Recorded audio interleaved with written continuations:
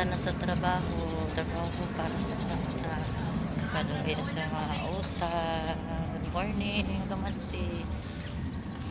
Sip tayo lahat.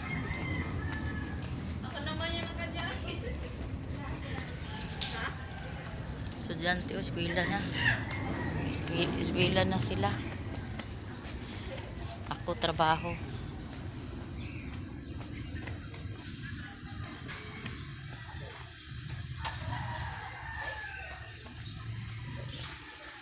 Tanda isuro. Mga estudyante eskwela ang trabaho na pud akong anak. Una lang ko niyag oras. Kailan na akong trabaho. Naghan kaayo ron. Ito nun.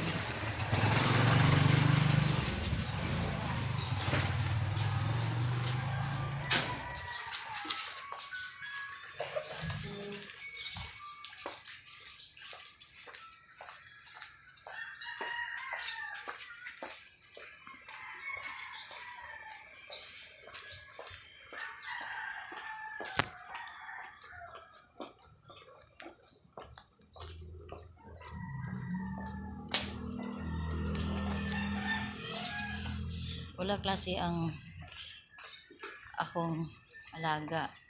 Walay klase. So, kailangan tutukan og tudlo kay ano di pag open sa klase di na mabihayan marunong na magsulat.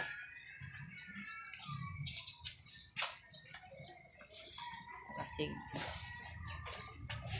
para di malimot sa ngalan.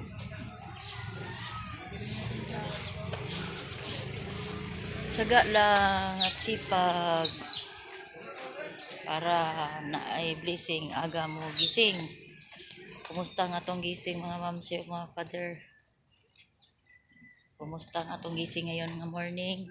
Salamat sa Panginoon na nakakita tag another morning. Thank you for watching my videos mga kamamsig mga kapader.